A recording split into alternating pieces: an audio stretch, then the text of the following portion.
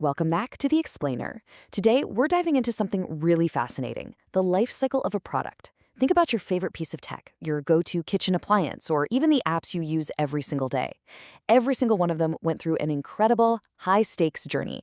You see, product development is basically a hero's journey. A fragile, tiny little idea has to survive an absolute gauntlet of testing, design iterations, and massive financial hurdles just to reach the market, let alone actually succeed in it. Okay, let's dive into this. Have you ever wondered why some products just completely soar, change our lives, and dominate the market, while others crash and burn the second they launch? Well, it's not just about having a sudden stroke of genius. It's really about execution, deeply understanding the user, and navigating some incredibly complex organizational challenges. To see how this works, we're going to trace a product strictly from its initial spark of an idea all the way to its final launch. Our roadmap for today covers 1. The power of product design. 2. Traits of successful development. 3. Unpacking the actual process. 4. Conquering challenges. And 5. The critical front-end phase. All right, starting with section 1, the power of product design. So product design is a holistic process. And, a huge misconception out there is that design is just about making things look pretty. In reality, it's about creating a physical or digital product that fundamentally meets user needs while hitting those big business goals. It involves deep empathy, relentless research, ideation, and constant refinement. Whether it's a slick digital service or a heavy piece of hardware, this design phase is absolutely critical. Why? Because it directly aligns what the user actually wants with the firm's overarching goals for profitability and market success. And the stakes here, they couldn't be higher. A product failure isn't just some sunk cost hidden in a ledger somewhere. It causes a massive ripple effect. We are talking about a severe erosion in market share, a huge drop in customer loyalty, and the total destruction of brand goodwill. If the customer doesn't buy into the design, well, all that manufacturing and marketing effort was essentially for nothing. Moving on to section 2, traits of successful development. So what does victory actually look like? Well, organizations measure success across a really delicate high-wire balancing act of 5 core attributes.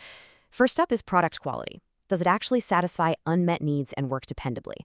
Next is product cost. Can we make it inexpensively enough to offer a competitive price while still keeping our profit margins healthy? Then we have to weigh development time against development cost. Basically, how fast can we get this to market to catch shifting trends, and can we handle the massive R&D investments required? And finally, development capability. Does doing this project make our team stronger and better equipped for the next one? Let's get into section 3, the process unpacked. Traditionally, we tend to think of this as a highly structured, step-by-step progression. It takes raw inputs and turns them into commercialized outputs, moving straight from planning into concept development, through system and detail design, right into testing, and ending in the production ramp-up. It looks like a super clean, logical, straight line, right? But let's actually look at the actionable steps here. First, discovery and definition. This is where you pinpoint the exact pain points and set your product vision. Second, ideation and concept development. This is absolutely crucial. It's where you select the right product or service design based on rigorous market research. Third, prototyping and testing, actually building physical or digital models to see how the concept survives the real world. And fourth, finalization and launch, where specs are locked in and manufacturing finally takes the wheel. But here's the reality check. Real product development is an iterative loop. It's all about customer response. You conceptualize, you build a prototype, you test it with real users, and then, based directly on their feedback, you loop right back to refine the design. You continually adjust your trajectory based on how the customer is actually interacting with what you're building. It's almost never just a straight line. Which brings us to section 4, conquering challenges.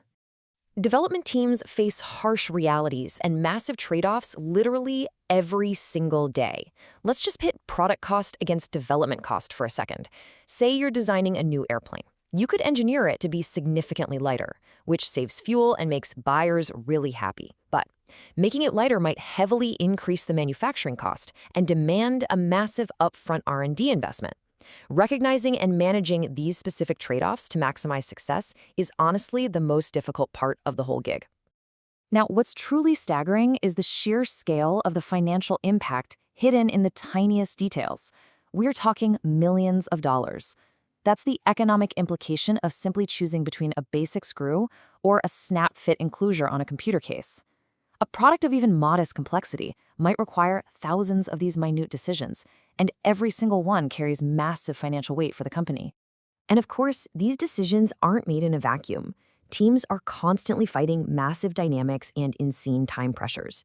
Technologies keep improving, rivals launch competing products, and the macroeconomic environment, it's always shifting. To control these unpredictable factors, dev teams have to be incredibly agile. They lean on robust data and clear strategic frameworks to make these million-dollar decisions quickly and often without even having complete information. Finally, Section 5, the front-end phase.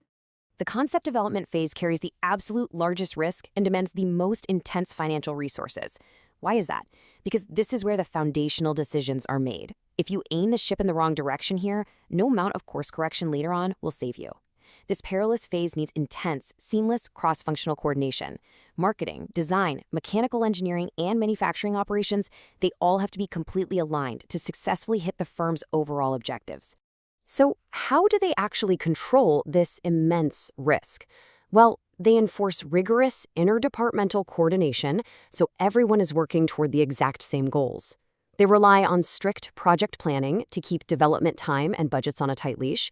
And crucially, modern teams use advanced computer-aided technical modeling to virtually figure out product performance. They obsessively test and finalize specifications to essentially erase the probability of error long before the product ever sees a manufacturing floor. The journey of a product is complex, it's expensive, and yeah, it's filled with risk. But when it's driven by genuine customer needs and guided by solid design principles, it literally has the power to change the world. So, I want to leave you with a quick thought to reflect on as you look at your own industry or even your daily routine. What unmet need is waiting out there, and how will your next product solve it? Thanks for joining us on this explainer, and we'll see you next time.